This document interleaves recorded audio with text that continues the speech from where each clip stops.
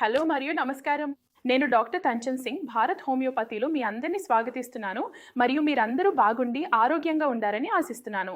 ఈరోజు వీడియోలో నేను మీ అందరితో మాట్లాడబోతున్నది ఎందుకు కిడ్నీ ఫెయిల్యూర్ ఉన్న రోగి తన ఆహారంలో తక్కువ పొటాషియం డైట్ తీసుకోవడం చాలా అవసరం అనే విషయంపై. మరి ముందుగా మనం కిడ్నీ పని ఏమిటో తెలుసుకుందాం. మీకు తెలుసు, మీరు అనుకుంటారు కిడ్నీ పని కేవలం మన రక్తాన్ని ఫిల్టర్ చేయడమే అని. కానీ కిడ్నీ పని రక్తాన్ని ఫిల్టర్ చేయడమే కాదు, వ్యర్థ పదార్థాలను బయటకు పంపటం, అలాగే బీపీని నియంత్రించటం, పొటాషియాన్ని సరిగా బ్యాలెన్స్ చేయడం కూడా చేస్తుంది.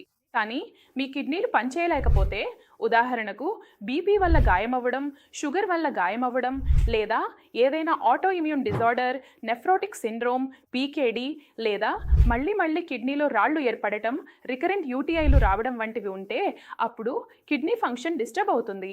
దాంతో అవి వ్యర్థ పదార్థాలను ఫిల్టర్ చేయలేవు.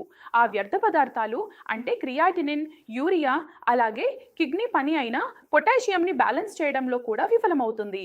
దాంతో పొటాషియం కూడా పెరగడం మొదలవుతుంది.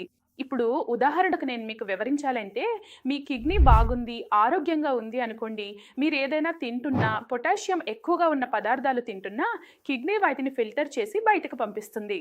అవసరమైనంత పొటాషియాన్ని మాత్రమే కిడ్నీ ఉంచుతుంది, మిగతా దాన్ని ఫిల్టర్ చేసి బయటకు పంపిస్తుంది.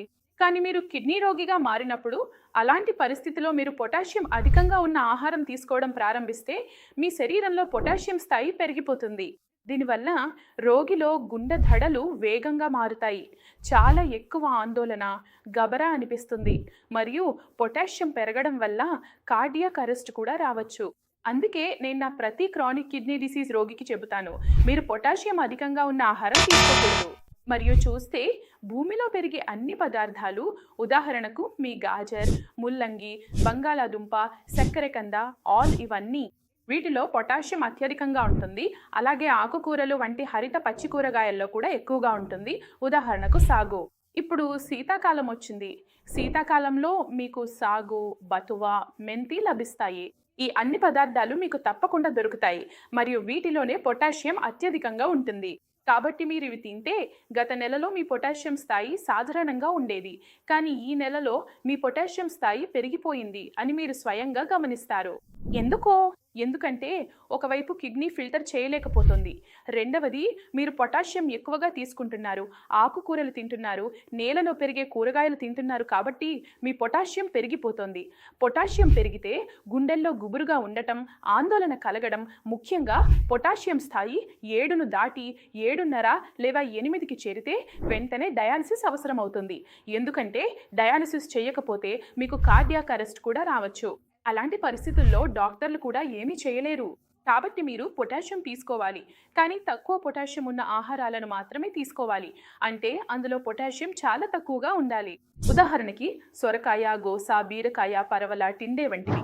ఇవన్నీ పొటాషియం కలిగి ఉంటే కానీ చాలా తక్కువ పరిమాణంలో మాత్రమే ఉంటుంది, అంటే చాలా తక్కువగా ఉంటుంది.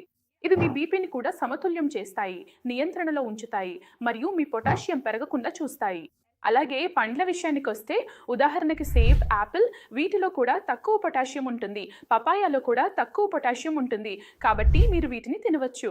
చలికాలం వచ్చేసింది మరియు చలికాలంలో ఎక్కువ మంది డ్రై ఫ్రూట్స్ తినడం ప్రారంభిస్తారు. ఉదాహరణకి ద్రాక్ష, కిష్మిష్, ఆక్రోట్, బాదం వంటివి. కానీ వీటిలో ఎక్కువగా పొటాషియం ఉంటుంది, అంటే అధిక పరిమాణంలో పొటాషియం ఉంటుంది. మీరు డ్రై ఫ్రూట్స్ తినడం ప్రారంభించినప్పుడు మీ పొటాషియం పారామితులు చాలా ఎక్కువగా పెరిగిపోతాయి.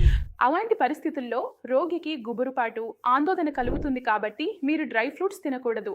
అలాగే ఈ మధ్య మార్కెట్లో లభ్యమవుతున్న బెల్లం కూడా చాలా మంది తినడం ఇష్టపడుతున్నారు. బెల్లంతో తయారైన మిఠాయిలు తినడం ఇష్టపడుతున్నారు. కానీ బెల్లంలో కూడా పొటాషియం ఉంటుంది.